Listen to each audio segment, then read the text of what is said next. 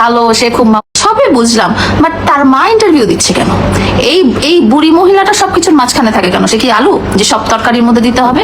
বুড়ি মহিলা এই আমার সময় যখন ঝামেলা হয়েছে তার বাড়িতে সাংবাদিক চলে গেছে, এবং তার বাড়িতে সে সাংবাদিকের ওখানে যে প্রথম প্রথম যখন মারছিল না, তখন সে বলতেছে না না ওরা ওরা মারামারি করে, আমি কি জানি, ওই মেয়েটা তো আমি খুবই ভালো পাই, সে খুব ভালো, সে খুব মামুনের যত্ন আত্তি নেয়, সে খুব এইটা সেইটা। তারপরে যখন মামলা দিলাম তখন হয় সে খারাপ, সে আমার পিছে টাকা খরচ করে না, সে ওইটা সেটা। আরে বুড়ি মহিলা, হাজবেন্ড ওয়াইফের মাঝখানে তুমি কি তা করো? হ্যাঁ, আর সব দোষ হচ্ছে লিখনের, তাই না?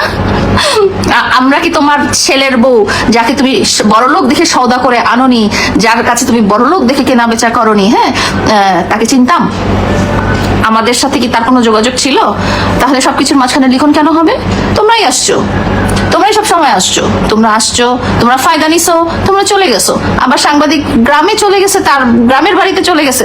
চিন্তা করা যায় সে কত বড় সেলিব্রিটি? হ্যাঁ, কত বড় সেলিব্রিটির মা, তার ইন্টারভিউ নেওয়ার জন্য সাংবাদিকরা শরীয়তপুরের একটা চরে চলে গেছে যে তার মায়ের ইন্টারভিউ নেওয়ার জন্য। এইরকম মাকে তো মানে নোবেল প্রাইজ দেওয়া উচিত, এরকম অ্যাক্টিং বাজ মাকে তো নোবেল নোবেল এভাবে ছুড়ে মারা উচিত। এই বুড়ি মহিলা কি বলবো, এত সুন্দর অভিনয় পারে। হ্যাঁ, বিয়ের সময় আমার বউ প্রিন্স ডায়না, প্রিন্স ডায়না আবার কি, আমার বউ প্রিন্স ডায়না, আমার বউ অতি সুন্দরী, আমার বউ দিনে 60,000 টাকা কামায়, তোরা কোন বান্দির পুত? আর 4 বছর খায়া দেয় চেহারা বানায়। হ্যাঁ, আগে তো ছিল ওই যে রাস্তা টোকায়, ওই যে আমার বাসায় আসতো, আমি বলি মহিলা আমার বাসায় যখন আসতো তখন কি করতো, ওই বাজারের যে ব্যাগগুলো আছে না, চালের বস্তার ব্যাগ, ওই চালের বস্তার ব্যাগে করে জামা কাপড় নিয়ে আসতো, মানে একটা একটা একটা ওড়না, একটা জামা, এরকম পানের বাটা, এগুলো ওই চালের যে চটের বস্তা করে সে ট্রাভেল করতো। চিন্তা করা যায় কোন ধরনের মানুষ চালের চটের বস্তা করে ট্রাভেল করে। মানে ফকিরেরও মনে হয় একটা হ্যান্ডব্যাগ আছে। হ্যাঁ, আমাদের বাসায় যে কাজের লোক আছে না, হ্যাঁ, কাজের লোক ড্রাইভার, তাদেরও হ্যান্ডব্যাগ আছে, তারাও সুন্দর হ্যান্ডব্যাগ ট্রলি ব্যাগ ক্যারি করে বাড়িতে যায় আর আসে। আর এই মহিলা আমার বাসায় আসতে হচ্ছে চালের চটের বস্তায় করে, তার একটা ওড়না, একটা বোরখা, একটা এই এখন যে তুই হিজাবগুলো পরে, শাড়িগুলো পরে ইন্টারভিউ দিয়েছিল, কেটা কিনে দিছে? তোর নতুন বউ কিনে দিছে? তুই যে হিজাব পরে ইন্টারভিউ দিতেছিস বুড়ি, হ্যাঁ, ওইটা তো আমি কিনে দিছি। আবার বলে যে তুমি কালো ড্রেস পরে যে ভিডিও করো না, সেটা আমি, তোমার ইনকাম সোর্স কি? হ্যাঁ, তুমি যে আমার জামা কিনে দিবা? তুমি কি চাকরি করো, ব্যবসা করো, না কিতা করো যে তুমি আমার জামা কিনে দিবা? তোমার সামর্থ্য আছে আমার জামা কিনে দেওয়ার? বুড়ির ঘরের বুড়ি। আবার বলে যে ভিআইপি জায়গায় যে উঠছে, ভিআইপি জায়গা থেকে তো খেদায় বের করে দিছে। তোমার ছেলেকে ওই যে রূপায়ণ লেক ক্যাসেল না কোথায় জানি বাসা ভাড়া নিয়ে দিছিল তোমার ছেলের বউ, ওখান থেকে তো লাঠি দিয়ে বের করে দিছে। লজ্জা লাগে না ক্যামেরার সামনে আসতে? লজ্জা লাগে না মানে ইন্টারভিউ দিতে? একটা রেপিস্ট, একটা ধর্ষণকারী, একটা প্রতারক, একটা খুনি, মার্ডারারের মা হয়ে বড় বড় কথা বলো, আর সেসব কথা আবার আমাদের নিউজ চ্যানেলরা আবার আপলোডও করে সোশ্যাল মিডিয়াতে। লজ্জা হওয়া উচিত, লজ্জা হওয়া উচিত। এইসব মহিলা প্রথমে মামুনকে শাস্তি দেওয়ার পর এই মহিলাকে ধরা উচিত, এই মহিলাকে শাস্তি দেওয়া উচিত। এই মহিলা যত নষ্টের মূল। এই মহিলার অতিরিক্ত লোভ, অতিরিক্ত মানে তার যে ওই যে গ্রামের মধ্যে কুটনা যে মানুষজন থাকে না, যে পলিটিক্স করে, গ্রামের পলিটিক্স করে, সেই সব পলিটিক্স এই মহিলা খাটায় আমাদের কাছে। হ্যাঁ, এই মহিলা প্রথম হচ্ছে যে ভালো, এই সেই, এই তোর ছেলের এত বড় দুর্দশা, তুই গ্রামে পড়াছিস কেন? কবিরাজি করতেছিস সেটা তো আমি জানি। গ্রামের তান্ত্রিক মান্ত্রিক দিয়ে সে পানি পড়া করতেছে তার বউকে, সে ওই যে তাবিজ করতেছে তার বউকে, যেন বউ তাদের এগেনস্টে আর কিছু না বলে। হ্যাঁ, না হলে মামুন ঢাকায় আর সে গ্রামে যে বসে আছে, এটা তো মানাই যায় না। তো এই শয়তান মহিলা মানে এই যে একে তো বললাম না যে রত্নগর্ভা পুরস্কারটা বাংলাদেশ থেকে দেওয়া উচিত, আর নোবেল পুরস্কারটা ওইখান থেকে দেওয়া উচিত। রত্নগর্ভা পুরস্কার দেওয়া উচিত। এই মহিলা ওই যে বললাম না 200 টাকা নিয়ে 100 টাকা নিয়ে মেয়েদেরকে তার ছেলের বেডরুমে ঢুকাই দিত। হ্যাঁ, নিজে কিন্তু বাইরে বসে আছে, মেয়েদেরকে তার ছেলে বেডরুমে ঢুকাই দিয়ে নিজে বাইরে বসে আছে। তারপরে এইসব মেয়েরা যখন আসে তাদেরকে আবার ভাত খাইতে দেয় শাক দিয়া। হ্যাঁ, কত বড় মিথ্যাবাদী, নির্লজ্জ, চোখের পাতা নাই আর, লজ্জাহীন মহিলা একটা। এই মহিলার জন্য এই মহিলা তার ছেলেকে শাসন করতে পারে না, এবং এই মহিলার সমাজে এই সব নেগেটিভিটি ছড়াচ্ছে, শিখাচ্ছে যে ছেলে পেলেদেরকে কিভাবে নষ্ট করা যায়। এই মহিলা তার ছেলেকে নেশাখোর বানাইছে। এই মহিলা তার ছোটবেলা থেকে তার ছেলেকে শাসন করে নাই, ছোটবেলা থেকে মেয়েদের কাছে তার ছেলেকে দিয়ে রাখছে টাকা ইনকামের উদ্দেশ্যে, তার মেয়েকে দিয়ে রাখছে টাকা ইনকামের উদ্দেশ্যে। এরকম মহিলাকে কখনোই প্রমোট করা উচিত না। কোনো নিউজ চ্যানেলের ওই গ্রামের বাড়িতে চলে যে তার ইন্টারভিউ নেওয়া উচিত না। ঘটনা হচ্ছে তার ছেলে কথা বলবে দরকার পড়লে, এ কেন কথা বলবে? ছেলেরও কথা বলার দরকার নেই, ছেলে তো অপরাধী, সে কেন কথা বলবে? দৌড়ায় জার্নালিস্টরা চলে যায়, জার্নালিস্টও বলবো না আমি, ইউটিউবাররা চলে যায় তার গ্রামের বাড়িতে। মহিলা এখানে কোথা থেকে আসছে? কিন্তু মহিলা আসলে কালপ্রিট। ইন্টারভিউ দেবেন কি না, তারা বিয়ে করছে, আমি তো কিছু জানি না। আমি তো ভিডিও দেখছি, তুই বিয়ের দিন বসেছিলি, তুই, তোর জামাই, তোর ছেলে মেয়ে সবাই তো বিয়ের দিন বসেছিলি। আবার বলি যে আমি কিছু জানি না।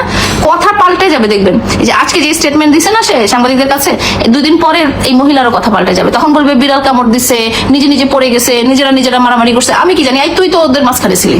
এই জামাই ওয়াইফ যেখানে একসাথে ছিল মাঝখানে তুই ছিলি, কাবাব মেহাড্ডি।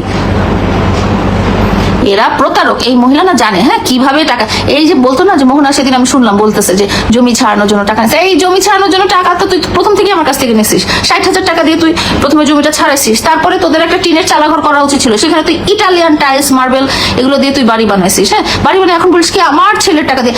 আমি যদি স্টেটমেন্টটা নেই, তোমার ছেলের টাকা কোথা থেকে আসছে? তোমার ছেলের ব্যাংক অ্যাকাউন্টই হয়েছে 2023 সালের ডিসেম্বরে, আর 2023 এপ্রিলে তোমাদের বাড়িটা হয়ে গেছে। কেমন করে হইলো? টাকাটা কোথা থেকে আসলো? যে ব্যাটার ব্যাংক অ্যাকাউন্টই নাই, যে ব্যাটার ইনকামই নাই, সেই ব্যাটার টাকা দিয়ে কোন দিক দিয়ে হইলো আমি একটু শুনতে চাই তো। যত সব আজাইরা কথাবার্তা। এদের না মানে কি করা উচিত, এদের বেঁধে রাখা উচিত, যে এরা যেন অন্য মানুষের আর উদাহরণ না হয়ে যায়। হ্যাঁ অন্য মানুষের উদাহরণ না হয়ে যায়, অন্য মানুষের কাছে যেন উদাহরণ স্বরূপ না হয়ে যায়। যে বললাম না যে এরকম মা আসলে আমাদের মা হয় না, এরকম মা আসলে আপনাদের মাও হয় না, এরকম মা হচ্ছে ক্রিমিনালদের মা হয়। এই ক্রিমিনালদের মাদেরকেও প্রমোট করা উচিত না। এই ক্রিমিনাল মহিলা তার ছেলে সমস্ত অপকর্মের জন্য দেয়। আমি বললাম না তার বাসায় যে আমি তার আলমিরাতে যে 150টা কন্ডম পাইছি, যেখানে তার মা তার ঘর গুছায় দেয়। আমি তো ছিলাম না ওই মোমেন্টে, আমরা তো সেপারেশনে ছিলাম। ওর বাসার মধ্যে একটা ছেলে, যেখানে তার ওয়াইফ নাই, সেখানে তার ছেলের আলমিরা যেটা সে গুছায়, সেখানে 150 টাকা। সে যদি একটা কন্ডম দিত তাহলে বলতো যে কেন রে লাইলার সাথে তো তুই থাকিস না। যে ছেলের দিকে দাগ নিয়ে যে কোর্টে গেছে, হ্যাঁ সেই মাকে তো বলা উচিত ছিল যে তুই তো লাইলার সাথে থাকিস না, তাহলে তুই এই কাজগুলো কেন করিস? একটা মা, একটা ভালো মা সবসময় চায় সংসারটা টিকে থাকুক। একটা ভালো মা কখনো চায় না যে তার বউকে দিয়ে ব্যবসা করা, তার বউকে দিয়ে ইনকাম করা। একটা ভালো মা কখনোই চায় না তার ছেলে এবং ছেলের বউর মাঝখানে যে একটা প্রতিবন্ধকতা।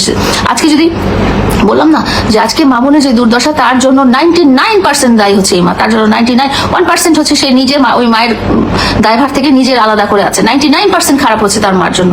তাদের সংসার যদি আজকে ভেঙে থাকে 99% দায়ী, 100% দায়ী হচ্ছে তার মা। কারণ এই যে ছেলেটা যে আমার গায়ে যখন মারামারি করেছে, তখন তো আমি বিচার তাদের কাছে দিয়েছিলাম, তারা তো কোনো বিচার করে নাই। হ্যাঁ তারা বিচার করে নাই, ঠিক আছে। এই মেয়েটার হাতে পায়ে যখন ছেলে মারলো, তখন সে বিচারটা কেন করে নাই? হ্যাঁ তখন তার ছেলেকে কেন থামায় নাই? কেন তার ছেলেকে ট্রিটমেন্টের জন্য দেয় না? কেন তার ছেলেকে মানসিক কাউন্সিলিং এর জন্য? খালি বলি কি আমার ছেলে এখন ভিআইপি বাসায় উঠেছে। এই ভিআইপি বাসা থেকে তোদেরকে লাথি দিয়ে বের করেছে। তোদের বাসায় 6 দিন ইলেকট্রিসিটি, পানি, গ্যাস ছিল না, তারপরেও নির্লজ্জের মতো ওই বাসায় পড়েছিলি। তোদের লজ্জা নাই রে? ছি ছি ছি, কোনোদিন লজ্জা হবে না তোদের, কোনোদিন লজ্জা হবে না। বুড়ি মহিলা, বুড়ি আবার কথা বলে, আমার কিনে দেওয়া শাড়ি পরে, আমার কিনে দেওয়া বোরখা পরে আবার কথা বলে। হ্যাঁ তোর কাছে টাকা আসবে কোত্থেকে রে? তুই ব্যবসা করিস? তুই চাকরি করিস? তুই কন্টেন্ট ক্রিয়েটার? না তোর ছেলের ব্যাংকের স্টেটমেন্ট একটু টান দিয়ে বের করে দেখা দিব নাকি যে তোদের সব টাকা পয়সা কই থেকে আসে? এরকম মাদেরকে আপনারা সাপোর্ট করবেন না, এরকম জানোয়ার অমানুষদেরকে আপনারা সাপোর্ট করবেন না। আমি বারবার বলছি, আমি সামাজিক ভাবে অ্যাওয়ারনেস ক্রিয়েট করার জন্য বলছি।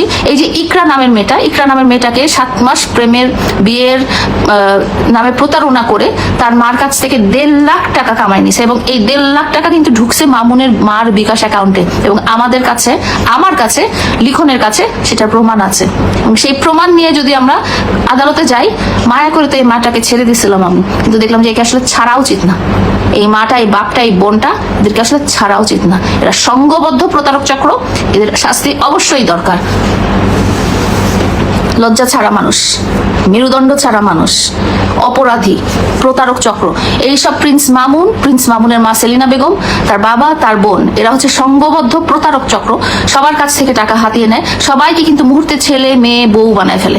আমাকে দেখা মাত্র, আমাকে ছাড়া পৃথিবীর সব মেয়েদেরকে সে বলে কি তুমি আমার মেয়ে, তুমি আমার মেয়ে, তুমি আমার মেয়ে। হ্যাঁ আমাকে মেয়ে বানায় নাই, আমাকে উনি বুঝে গেছে যে মেয়ে বানালে আমি পড়বো না, আমাকে সে প্রথম থেকেই বউ বলেছে, এবং মোহনাকে সে বলেছে মেয়ে। হ্যাঁ তো সবাইকে সে মেয়ে বানিয়ে দেয়। এবং সব যারা আছে না যে টিকটকার এটা সেটা, তারাও কিন্তু তার কথা, প্রিন্স মামুনের মা ঠিক আছে আম্মু ডাকে, যদি একটু ভিউ পাওয়া যায় তাকে নিয়ে ভিডিও করে, তাকে নিয়ে এই বললাম না যে আম্মু বিজনেস করে। তো এই আম্মু, এই যে জনগণের আম্মু, হ্যাঁ ইনি হচ্ছেন একজন প্রতারক, ঠিক আছে। ওনার শাস্তি আগে হওয়া উচিত। ওনার জন্য ওনার ছেলে মেয়ে নষ্ট হয়েছে। উনি ছেলে মেয়েকে ব্যবহার করে, মানুষের সাথে শারীরিক সম্পর্ক করে, মানুষের সাথে বিয়ের এবং প্রেমের প্রলোভন দেখিয়ে তাদের কাছ থেকে টাকা পয়সা হাতিয়ে নেয়। এবং এই যে লেটেস্ট ইকরার মাও মামুনের মায়ের বিকাশ অ্যাকাউন্টে 1.5 লাখ টাকা পাঠিয়েছে। চিন্তা করেন। হ্যাঁ এরা ফেক অ্যাকাউন্ট চালায়, এরা ওই যে মা তুমি এই সেই আমার বউ এইসব কথা বলে মানুষকে ইমোশন দিয়ে ব্ল্যাকমেল করে।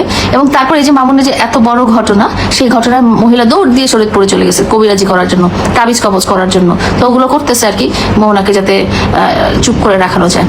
ওনার আগের দুইটা বউকেও ওনারা বাসা থেকে ঠাস করে মাইরা টয়রা বের করে দিছে। তো এইসব মহিলারা হচ্ছে সমাজ নষ্টকারীর মূল, এবং এইসব ছেলেরা সমাজ নষ্টকারী। তাদেরকে আপনাদেরকে থামাতে হবে। আপনারা যত প্রশ্রয় দিবেন তারা তত বেড়ে যাবে, আপনারা যত তাদেরকে টাকা পয়সা দিবেন, যত সহায়তা করবেন, ততই তারা বেড়ে যাবে। এই যে লাইভে এসে আমি বলতে চাই, টিকটকের লাইভে এসে প্রিন্স মামুন যে টাকা কামায়, এবং আপনারা যারা গিফট করেন, আপনারা যারা টাকা দেন, হ্যাঁ, তারা কেন দেন? এই টাকাটা আপনারা গরিব দুঃখীদেরকে দিয়ে দেন, এতিম বাচ্চাদেরকে দিয়ে দেন, জাকাত দান করেন, না হলে নিজের জন্য খরচ করেন। এই শয়তান মানুষজনদেরকে দেওয়ার জন্য এই টাকা ব্যবহার করবেন না। এরা এইসব টাকা নিয়ে নষ্টামি নোংরামি করে, মাদক সেবন করে, এবং আপনার কষ্টের অর্জন করা, আপনার কষ্টের ইনকাম করার টাকা নিয়ে তারা নষ্টামি করে বেড়ায়। তো প্রিন্স মামুনের মা এবং তার পরিবারকে আপনারা কখনো সহায়তা দিবেন না, কখনো তাদের পাশে দাঁড়াবেন না, কখনো বাসা ভাড়া দিবেন না, এবং কখনো তাদেরকে টাকা পয়সা পাঠাবেন না। আপনাদেরকে আমি বারবার সাবধান করছি, আমরা যেন আর একটা মোহনা না দেখতে পারি, বা আর একটা লায়লা যেন বাংলাদেশের মাটিতে না দেখতে পারি। এবং আমি বেঁচে থাকতে আমি এদেরকে ছাড়বো না। এবং আপনাদের মধ্যে আমি জানি হাজার হাজার নারীর সাথে প্রিন্স মামুন এবং তার মা প্রতারণা করে টাকা হাতিয়ে নিয়েছে। আমি তাদেরকে বলবো আপনারাও সামনে আসেন এবং সবাইকে জানান আপনাদের সাথে কিরকম ক্ষতি করা হয়েছে, আপনার সাথে কিভাবে প্রতারণা করা হয়েছে। এই সব সংঘবদ্ধ প্রতারকদেরকে আমাদের উচিত সামাজিকভাবে বয়কট করা, এবং আমাদের উচিত তাদেরকে এই মুহূর্তে থামিয়ে দেওয়া। আপনারা এগিয়ে আসবেন, আপনারা ভয়েস রেজ করবেন, আপনারা এদের বিরুদ্ধে আপনাদের সাথে ঘটে যাওয়া প্রতারণার কথাগুলো বলবেন।